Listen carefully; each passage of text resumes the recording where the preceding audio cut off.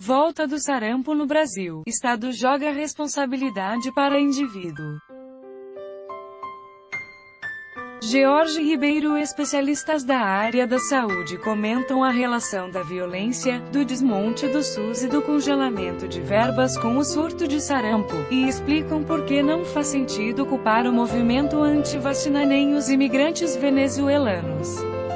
No início do mês de julho, a Prefeitura de Manaus decretou estado de emergência em função do surto de sarampo registrado na capital do Amazonas. Segundo o Ministério da Saúde, até o dia 8 de agosto 1.100 pessoas estavam infectadas com a doença, sendo que os estados de Roraima e do Amazonas registraram 1.069 casos confirmados de sarampo e mais de 5.000 em investigação. Pelo menos 5 pessoas já morreram em razão do surto, 3 venezuelanos e 2 brasileiros, um bebê indígena Yanomami de 9 meses e um outro bebê de 7 meses. A doença estava erradicada no Brasil desde 2016. Segundo o governo federal, o surto está relacionado à importação do vírus da Venezuela. O vírus de genótipo D8, em circulação no país, é o mesmo que circula no vizinho latino-americano. Profissão de risco. Uma das coordenadoras do grupo de agentes comunitários da saúde em uma comunidade na zona sul do Rio de Janeiro ouviu os disparos de fuzil enquanto atendia uma paciente grávida de 8 meses. As duas mulheres precisaram buscar abrigo em um corredor, enquanto os ânimos se acalmavam. Ao retornar para a sala, ao fim do confronto entre os traficantes e a polícia, a médica encontrou 3 marcas de bala na parede, exatamente sobre a mesa, atrás da qual passa grande parte dos seus dias recebendo pacientes. Essa cena foi narrada por uma moradora da área que não quis se identificar por medo de retaliação. No Rio de Janeiro temos o fenômeno conhecido por todos que é a questão da violência estruturada. As clínicas de saúde da família que atendem dentro desses territórios marcados pela questão da violência, às vezes ficam impossibilitadas de atuar. Porque somos humanos. Não somos blindados, não somos de aço, desabafa Renata Pedreira, mestre em enfermagem, enfermeira da Estratégia de Saúde da Família, Mulher e Negra. Renata compartilhou sua experiência e esclareceu certos aspectos que só uma sanitarista com trabalho de campo na área da saúde pode saber. Ela trabalhou com o atendimento básico na comunidade da Rocinha, a maior favela da América Latina. Segundo a entrevistada, quando acontecem as guerras dentro do território, a clínica da família adota uma classificação de risco. A classificação verde é quando as equipes estão liberadas para ir à área. A amarela significa um estado de atenção e tiros contínuos nas proximidades da unidade, e a vermelha é quando o tiroteio está intenso a ponto de a unidade fechar. Por muitos meses a violência permeou o nosso processo de trabalho.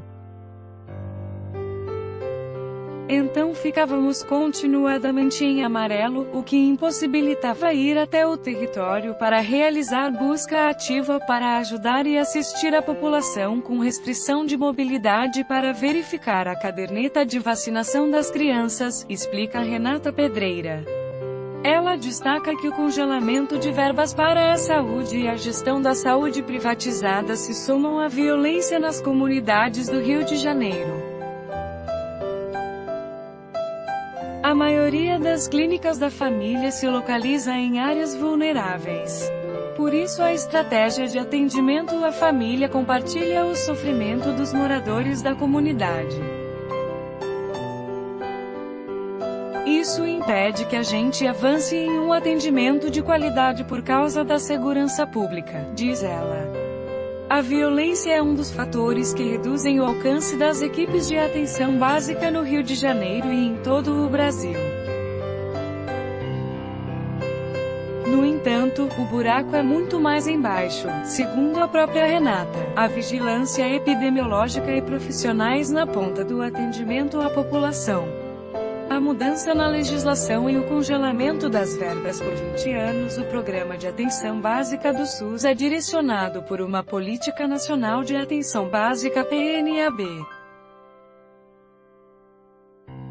Em setembro de 2017, a PNAB foi oficialmente revisada e o SUS sofreu mais um golpe do governo com a reformulação criticada pelos profissionais da saúde.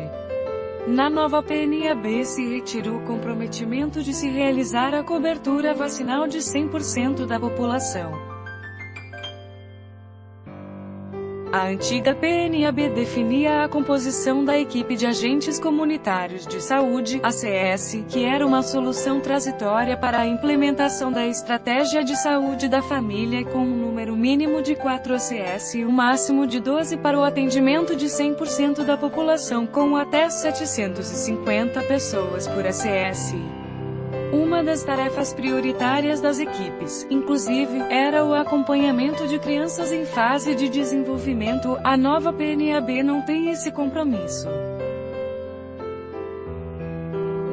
Quando falhamos aqui, estamos falhando em vacinação, afirma Renata Pedreira. Estamos pagando a conta do desmonte do SUS, e isso precisa estar bem evidente para a população, argumenta a interlocutora da agência. Na Rocinha, por exemplo, a gente viu as equipes sendo reduzidas. Não só em termos de carga horária, mas também de pessoal. Há equipes que estão atuando com 3 agentes comunitários.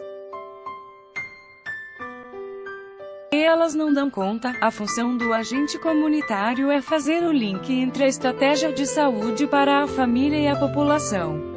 São moradores da microárea das pessoas atendidas e que sabem o que acontece no território. Sarampo. De quem é a culpa? Regina Flauzino, epidemiologista e vice-diretora do Instituto de Saúde Coletiva da Universidade Federal Fluminense, UFF, explica que múltiplos fatores conjugados contribuíram para o retorno do sarampo no Brasil. Um dos fatores principais para evitar a doença é uma alta cobertura de vacinação, e esse trabalho foi feito, argumenta a sanitarista.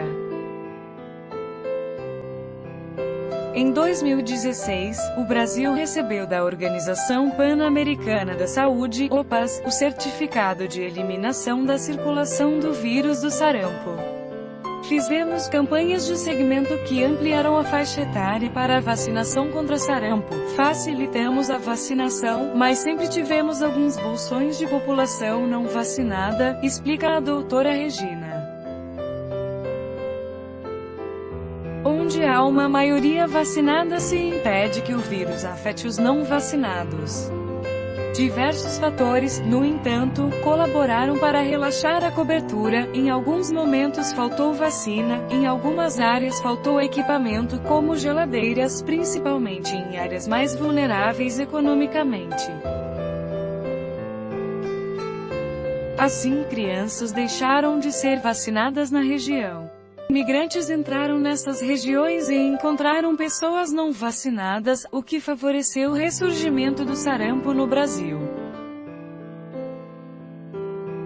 E a maioria dos casos acontece no Norte e depois no Nordeste, onde temos algumas cidades com baixa cobertura, afirma Regina Flauzino. A especialista também concorda que a nova PNAB contribui com a baixa cobertura vacinal. E a situação tende a se agravar após a aprovação da proposta de emenda constitucional PEC 55, a chamada PEC do teto de gastos, aprovada em 2016 e que congela os investimentos em áreas sociais pelas próximas 2 décadas, afetando o orçamento do Ministério da Saúde. A estratégia de saúde da família foi um dos maiores avanços na área de atenção básica. Você tem famílias cadastradas e uma equipe que responde por um número X de famílias. É um atendimento voltado para a promoção da saúde e prevenção de doenças.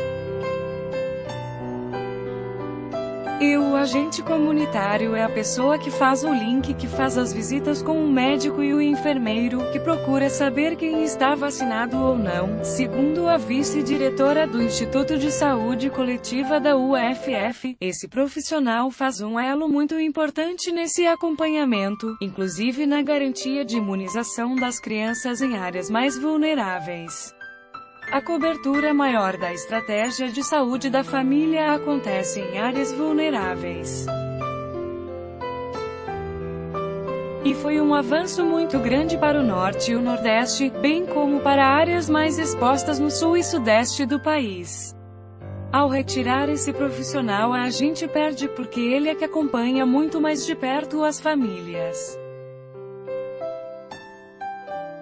Ele é que leva todo esse conhecimento e orientações, e traz as famílias para a unidade de atendimento quando preciso. A epidemiologista acrescenta que essa proposta de reduzir os custos e congelar o financiamento prejudica muito. É mais um fator que soma para a situação de calamidade da saúde pública e o retorno de doenças que a gente tinha eliminado de circulação do país. Quando você limita ou impede que um profissional importante como o agente comunitário atue, você limita a promoção da saúde na população e contribui para essa situação que vivemos agora. Se continuar assim, tende a piorar, conclui Regina Flauzino. O foco da campanha de vacinação está certo. No dia 6 de agosto, o Ministério da Saúde iniciou a campanha nacional de vacinação contra sarampo.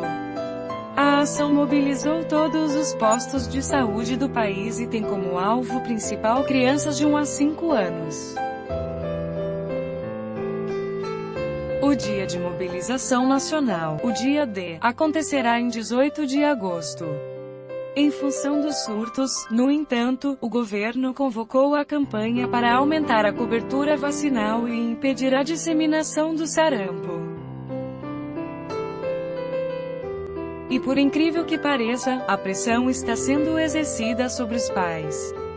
O Ministério Público do Rio Grande do Sul, por exemplo, divulgou um vídeo para cobrar dos pais e responsáveis a vacinação infantil e citou as possíveis consequências legais para a negligência às recomendações de imunização. No vídeo, o órgão avisa: medidas de responsabilização dos pais por multa administrativa ou até a perda da guarda estão previstas para quem não vacinar. Outros estados seguiram o mesmo exemplo da campanha, como neste vídeo do governo do estado de Alagoas. De fato, o artigo 429 do Estatuto da Criança e do Adolescente, ECA, prevê multa de até 20 salários mínimos aos pais ou responsáveis que descumprirem a lei. Consta no artigo 14 a obrigação da vacinação da criança como dever inerente ao poder familiar. A punição administrativa é de responsabilização. Apesar de os relatos de aplicação da norma não serem muitos, a tendência é preocupante, pois a responsabilização legal por uma escolha contrária à vacinação não é um consenso no mundo jurídico. Logo que surgiram as notícias sobre o retorno de doenças consideradas erradicadas no Brasil, as redes sociais ficaram repletas de memes, os usuários ironizando e muitas vezes acusando o movimento anti-vacina pela situação. Esse tema recebeu reações diferentes. Por um lado, os profissionais apontam que o movimento anti-vacina é irrelevante no país. Segundo a Sociedade Brasileira de Imunizações, uma pesquisa recente mostra que, na França, 41% da população desconfia das vacinas. Já no Brasil esse percentual é de 4%. O ex-ministro da Saúde, Alexandre Padilha, reforçou essa posição em uma entrevista ao jornal Sul 21. Essa história de que é devido ao Facebook que as pessoas pararam de vacinar, isso é residual, sempre teve. O que está acontecendo é o seguinte: teve vacina que faltou, teve interrupção de fornecimento de vacina, a vacina chega e a unidade básica não está mais lá. Não teve mais investimento na estrutura das UBS para manter a sala de vacina. Em segundo lugar, não há um consenso de que a opção de não vacinar de fato constitui negligência. O desembargador Ciro Darlan, que foi juiz da infância e da juventude durante 15 anos, por exemplo, considera esse tema como algo controverso. Essa questão da vacinação tem sido bastante polêmica, porque há médicos que dizem que ela é obrigatória para proteger a criança de determinadas doenças, e há outros que dizem que ela é perigosa, que causa efeitos colaterais. Então compete à autoridade paterna decidir se efetivamente aplica a vacina ou não, afirma o magistrado.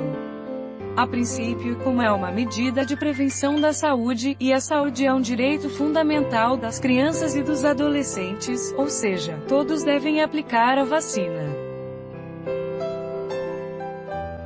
Mas não vejo como interferir se a decisão da mãe ou do pai, ou de ambos, for pela não aplicação da vacina, ou de outras medidas, como transfusão de sangue, em função de alguns aspectos religiosos.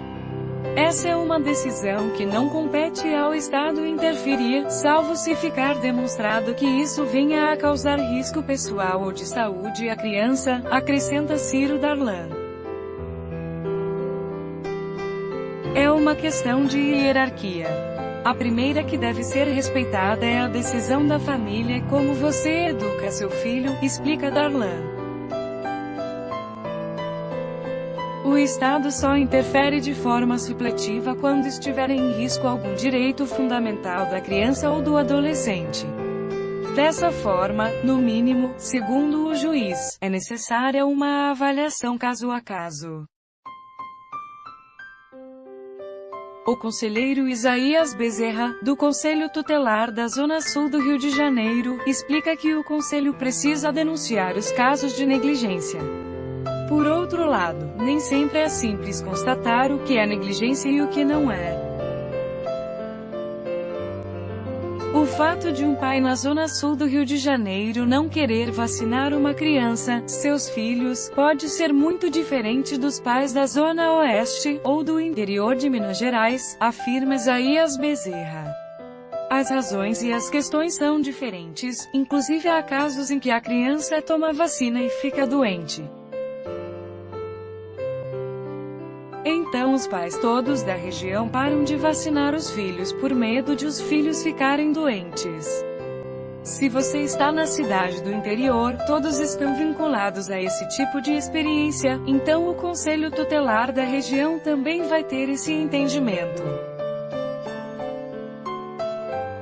Porque não vai obrigar os pais a assumir o risco e ter problemas.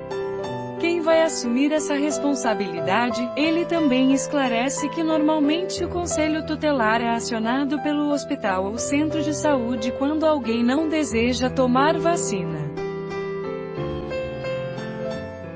O sistema de saúde, no entanto, não tem poder de polícia. E o Conselho Tutelar não tem interesse em criminalizar os pais, a gente trabalha na base do diálogo, não é órgão de punição, pontua Bezerra.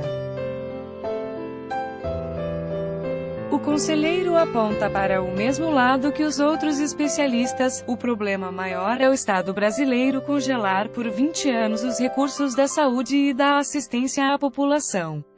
A população continua crescendo, a situação econômica do país, em virtude do projeto político e econômico, vai levando essencialmente mais gente para a linha da pobreza e da miséria.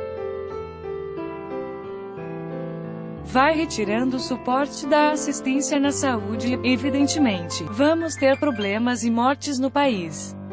São tragédias anunciadas, epidemias e problemas sérios na saúde pública nos cantões e regiões mais pobres do país, tanto na zona rural quanto na zona urbana. Com a volta de algumas doenças que já estavam erradicadas no país, SUS do problema na semana passada, o ministro da Saúde, Gilberto Occhi, disse que a Venezuela ignorou ofertas brasileiras de assistência e vacinas e que não havia respondido a pedidos de informações para avaliar a extensão da epidemia. Nós precisamos saber qual a política da Venezuela e o que ela tem feito para vacinar sua população, assim como outros países, disse Occhi em teleconferência com a mídia estrangeira.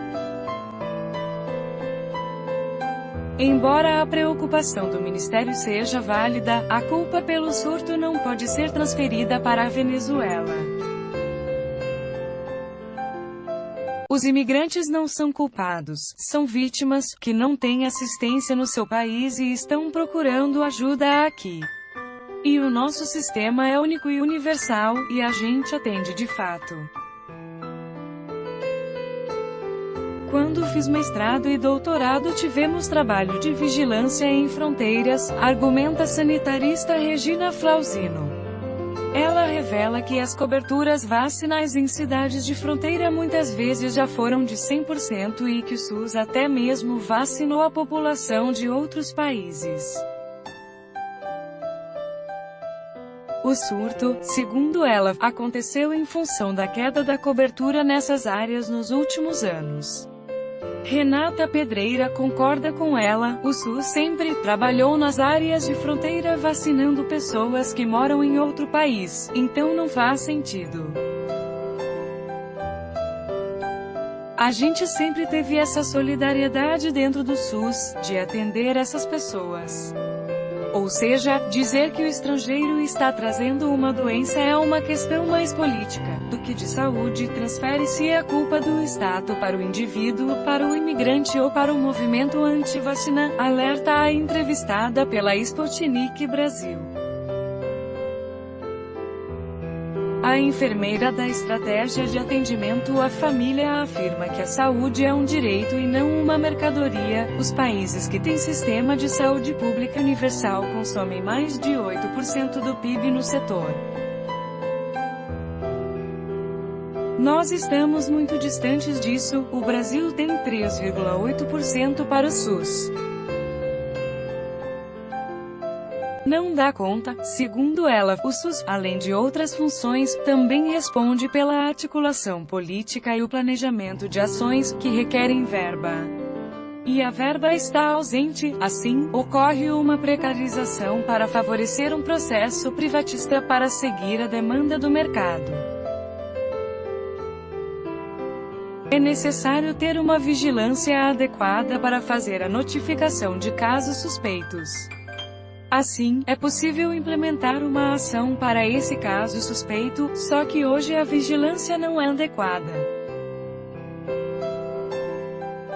Quem faz a vigilância é o profissional da ponta, que é quem vai estar sensível às questões que surgirem e quem vai criar os indicadores para a Secretaria de Saúde analisar. Acho que estamos falhando nisso. E fazendo análises enviesadas, porque estamos deixando de atuar onde está realmente o problema, para arrumar justificativas para a ineficácia da vigilância, conclui Renata Pedreira. A vice-diretora do Instituto de Saúde Coletiva da Universidade Federal Fluminense completa o raciocínio. De fato, é como se estivesse desviando a atenção. A responsabilidade é do governo. Quem trabalha na área percebe a falta de investimento. Não tem vacina quando você quer fazer vacinação de bloqueio. Não tem carro para fazer uma investigação e delimitar área de ação. Não tem seringa e agulha para vacinar. São pequenos detalhes que vão somando e resultam neste quadro, e isso compromete o governo. Por isso, se dá para desviar a atenção para os grupos anti-vacina, você desvia. Desvia a atenção para os imigrantes, você acaba desviando a culpa, e a população, quando não é bem esclarecida, acaba sentindo ódio dessas pessoas, se revoltando.